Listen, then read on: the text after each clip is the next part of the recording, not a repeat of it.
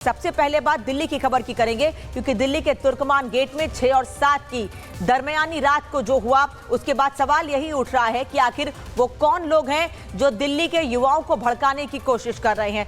साल 2020 में दिल्ली में जो दंगा हुआ, उसकी आग अभी शांत नहीं हुई है। पिछले दिनों सुप्रीम कोर्ट में उसकी सुनवाई भी हुई है, जिसमें दोनों आरोपियों को अभी जेल में ही रहना होगा। वहीं दूसरी ओर दिल्ली के तुर्कमान गेट पर भी वैसी ही हिंसा करने की कोशिश की गई। पुलिस पर पथराव किया गया है, यहाँ पर लोगों को भड़काया गया है, व्हाट्सएप ग्रुप बनाकर मैसेजेस किए गए हैं लोगों को और लोगों को भड़काने की कोशिश की गई है। एक एक करके सबूत सामने आ रहे हैं। और आज क्योंकि शुक्रवार का दिन है, जुमे की नमाज का दिन है, इसको लेकर पुलिस ने चारों तरफ पहरा बढ़ा दिया है। पूरी तरह से पुलिस प्रशासन अलर्ट पर है। उन लोगों पर नजर रखी जा रही है जिन लोगों पे शक है माहौल खराब करने का। साथ ही कई ऐसे लोग हैं बड़ी संख्या में जिनको ढूंढने की कोशिश की जा रही है, लेकिन अभी तक उनकी तलाश में सफलता नहीं मिली है। अभी तक उनके बारे में कोई जानकारी नहीं मिल पाई है।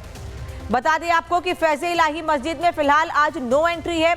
नो एंट्री क्यों है, ये जानकारी दे दें। मस्जिद में सिर्फ कमेटी के लोग ही नमाज पढ़ सकेंगे, आम लोगों को मस्जिद के भीतर जाने की परमिशन नहीं है।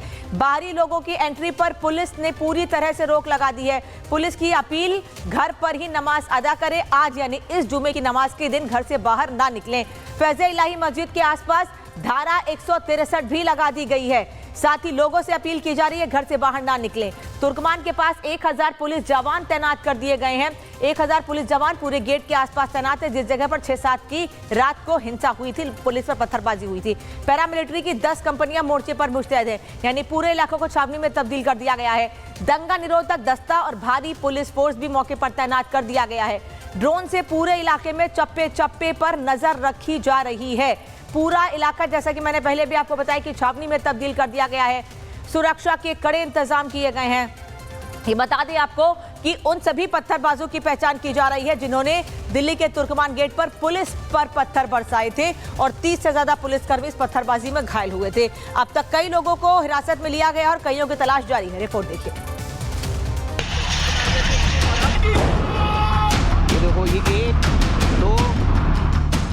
तुर्कमान बवाल का इन्फ्लुएंसर कनेक्शन। कौन है वो चेहरे जिन्होंने भीड़ को भड़काया?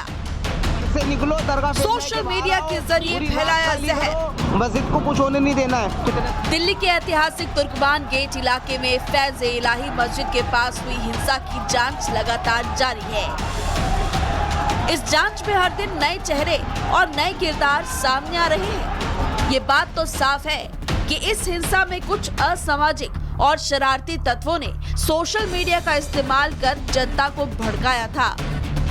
विवादित पोस्ट इतनी तेजी से आग की तरह फैले कि पुलिस प्रशासन जनता को कुछ समझा पाता, इससे पहले ही पथराव शुरू हो गया था। अब इस हिंसा में इन्फ्लुएंसर एंगल की एंट्री हो गई है। वही इन्फ्लुएंसर जिन्होंने सोशल मीडिया पर भड़काऊ और गलत जानकारी फैलाने वाले पोस्ट किए थे। इस मामले में दिल्ली पुलिस ने एमन रिजवी नाम की महिला को पूछताछ के लिए तलब किया है। रिजवी पर फैज़े इलाही मस्जिद से जुड़ी गलत जानकारी सोशल मीडिया में पोस्ट करने का आरोप है। हिंसा के बाद एमन रिजवी की वीडियो भी सामने आई है। कुछ दिन पहले देखा कि आपने एक जानवर सा दिखने वाला एक आदमी है जो कहता है हम इसको तोड़ेंगे, उसको तोड़ेंगे, हिंदू राष्ट्र बनाएंगे। आप अधर्मी अपनी बीवी को बचा नहीं पाया। वो बहुत ज्यादा दरगाह फैज़े इलाही पर ड्रामे कर रहा था। और ये इस सरकार की, भारतीय जनता पार्टी की ये चाल है कि ये कुछ निकालती है कुछ ऐसे गुंडे एलिमेंट्स को जो पहले आके सोशल मीडिया पर हाहाकार मचाते हैं, फिर ये लोग उस चीज पर कार्रवाई कर देते। रिजवी ने पहले हिंसा भड़काने के मामले में सलमान नाम के यूट्यूबर का भी नाम सामने आया है। अपनी वीडियो में सलमान फैज़े इलाही मस्जिद का नाम लेते और उसकी जानकारी देते नजर आ रहा था। वीडियो के सामने आने के बाद पुलिस ने सलमान की तलाश शुरू कर दी है, लेकिन अब सलमान ने अपनी वीडियो को लेकर सफाई दी है। वीडियो देखिए, मैंने सिर्फ लोगों को वहाँ बताया था कि आप शांत रहिए, कोई भी उल्टी सीधी हरकत नहीं करेगा। ये मेरी वीडियो है। और क्या हमें हिंदुस्तान में मुसलमानों को अपनी बात रखने का हक नहीं रहा क्या? गौरतलब है कि तुर्कमान गेट पर हुई हिंसा में सोशल मीडिया की बड़ी भूमिका सामने आई। सोशल मीडिया के जरिए लोगों को भड़काने वाले 5 प्रमुख किरदारों को पुलिस ने अपनी रडार पर ले लिया है। इन 5 पर हिंसा भड़काने और भीड़ जुटाने के आरोप है। यूट्यूबर सलमान, जिसने माहौल बिगाड़ा, उसका नाम सबसे ऊपर है। सलमान ने सोशल मीडिया के जरिए लोगों को इकट्ठा होने की अपील की थी। अली नाम का युवक पुलिस की जांच के केंद्र में है। अली ने सोशल मीडिया पोस्ट पर मुसलमान जागो जैसे शब्दों का इस्तेमाल किया था। मस्जिद गिराने की अफवाह फैलाने की बात भी कही थी। खालिद मलिक नाम के शख्स ने भी अफवाह फैलाई थी। मस्जिद गिराने की अफवाह फैलाई और लोगों से बड़ी संख्या में बाहर निकलने की अपील की। सरफराज मियां नाम के शख्स ने भ्रामक पोस्ट किया। इस वीडियो ने माहौल को और ज्यादा बिगाड़ा था। एमन रिजवी वो महिला जिसने भड़काऊ पोस्ट किए। इस वीडियो के बाद लोग काफी भड़क उठे थे। अब इन 5 पर पुलिस ने पैनी नजर बना रखी है। पूछताछ के लिए तलब किया जा रहा है और तलाश भी जारी है। इसी बीच फॉरेंसिक टीम ने घटनास्थल से सबूत जुटाए। उसी जगह पर फॉरेंसिक की टीम पहुंची जहां पर पत्थरबाजी हुई थी।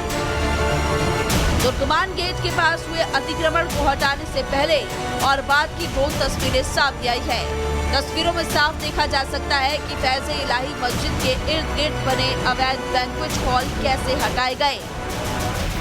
अतिक्रमण हटाने के बाद मौजूद तस्वीर बता रही है कि इलाका कितना बड़ा रहा होगा। स्थिति से निपटने के लिए पुलिस प्रशासन आज अलर्ट है और यही कारण है कि मेरे पीछे जो आप फैज़े इलाही मस्जिद देख रहे हैं, यहाँ पर सिर्फ मस्जिद कमेटी के लोग ही नमाज अदा कर पाएंगे। आसपास के जो घर है वहाँ पर जो लोग हैं वो अपने घरों के आसपास की मस्जिद में नमाज अदा करने पहुंचे, फैज़े इलाही मस्जिद में आए। इसको लेकर लोगों को जो एडवाइस है वो दिया गया है और आप देख रहे हैं कि तमाम पूरा जो इलाका है वो बैरिकेड किया गया है और धीरे धीरे कर सिक्योरिटी डिप्लॉयमेंट है वो भी बढ़ाया जा रहा है। पुलिस ने इस हिंसा के मामले में अब तक 12 लोगों को गिरफ्तार किया है, लेकिन ये इन्फ्लुएंसर एंगल सामने आने के बाद जांच की दिशा सोशल मीडिया की तरफ भी बढ़ गई है। 400 से ज्यादा पोस्ट पुलिस अब तक खंगाल चुकी है।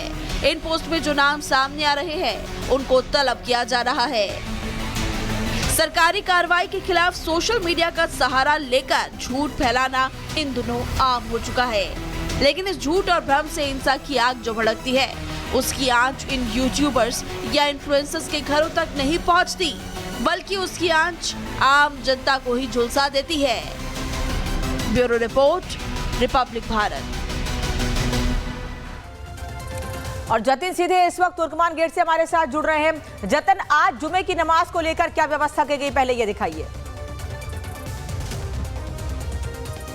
बिल्कुल, देखिए तुर्कमान गेट की उन गलियों में इस वक्त मैं मौजूद हूं जहां से हिंसा की शुरुआत हुई थी और आप देखेंगे पूरा सन्नाटा पसरा हुआ है। सिर्फ सुरक्षा कर्मी, rapid action force, Delhi police के कर्मी आपको नजर आएंगे और उसके अलावा मैं आपको आगे बढ़ते हुए तस्वीरें अगर दिखाऊं तो पूरी मार्केट बंद है, लेकिन रैपिड एक्शन फोर्स के जवान एक तरीके से ह्यूमन चेन बनाकर यहाँ पर खड़े हुए और किसी को भी बाहर आने की इजाजत नहीं है। लेकिन किस तरीके की सिचुएशन हो सकती है उससे निपटने के लिए आप देखेंगे anti rights gear rapid action force के जवानों ने पहने हुए हैं। उनके पास जैकेट्स है, उनके हाथ में डंडे हैं, उनके पास प्लास्टिक की शीट है। अगर किसी तरीके से पथराव होगा तो कैसे निपटना है, किस तरीके से सिचुएशन को कंट्रोल करना है, वो लगातार आपको यहाँ पर नजर आएगी। और सामने मैं आपको ये तस्वीरें दिखाता चलूं, हम आगे बढ़ते चलेंगे तो आपको दंगा निरोधक दस्ता, जिसको एक तरीके से आरएफ की ये एक गाड़ी है और उसके जरिए इस पूरे इलाके में मॉनिटरिंग और सिचुएशन को कंट्रोल किया जाता है, वो तस्वीरें भी है। और आप देखेंगे कि यहाँ पर आपको रैपिड एक्शन फोर्स की जो गाड़ियां हैं वो आपको यहाँ पर तैनात नजर आएंगी और इसी तरीके से इस पूरे इलाके को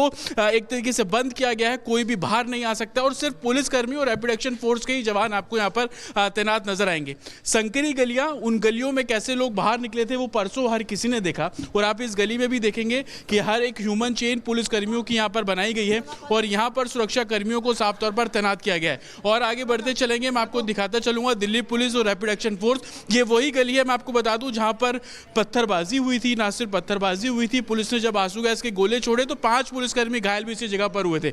इधर की आप तस्वीर देखिए, इस गली से लोग बाहर ना आए उसको देखते हुए बैरिकेड करके पूरे तरीके से इस गली को बंद किया गया है। जो दंगा निरोधक दस्ता है वो यहाँ पर डिप्लॉय किया गया है और कहीं ना कहीं बैरिकेड करके कॉर्डन ऑफ करना। और यही कारण है कि आज तकरीबन 1000 पुलिसकर्मी तैनात किए गए हैं। पैरामिलिट्री फोर्सेस की 5 कंपनियों को यहाँ पर डिप्लॉय किया गया है। उसके अलावा ड्रोन से इस पूरे इलाके की निगरानी रखी जा रही है। और आप आगे अगर मेरे विजय सीपी सिंह आपको तस्वीरें दिखाते चले तो आप देखते चलिए कि कैसे ब्रीफिंग जो है ऑफिशियल स्टेशन ऑफिसर्स हैं वो दे रहे हैं और किस तरीके से सिचुएशन को डील करना है, मैनेज करना है, उन सभी चीज़ों की तस्दीक है वो आपको यहाँ पर होती हुई नजर आएगी। और यही वो जगह है, देखिए अभी भी आपको परसों जो इंसिडेंट हुआ उसके सबूत नजर आ जाएंगे। आप देखेंगे अभी भी गाड़ियाँ इस तरीके से यहाँ पर गिरी पड़ी है और तस्वीरें लगातार आप देखते ही चलिए। और आप जैसे जैसे मैं आगे जाऊंगा तो सीधा उसी जगह पर निकल जाऊंगा जो कि फैज़ इलाही मस्जिद की ये गली है। और अभी भी आपको सबूत तो नज़र आ रहे हैं, लेकिन आज शुक्रवार का दिन बेहद महत्वपूर्ण इस लिहाज से क्योंकि जुम्मे की नमाज के बाद पुलिस प्रशासन को भी इस बात का अलर्ट है कि यहाँ पर प्रोटेस्ट हो सकता है, प्रदर्शन हो सकता है और यही कारण है कि लोगों को बाहर निकलने से मना किया गया। और आप सामने देखिए पुलिस स्टेशन जो व्हीकल है वो भी यहाँ पर डिप्लॉय किया गया है, उसके ऊपर कैमरेज लगे हैं।